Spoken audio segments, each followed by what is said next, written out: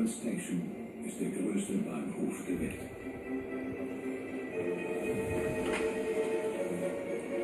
44 Bahnsteige, 67 Gleise und 750.000 Fahrgäste täglich.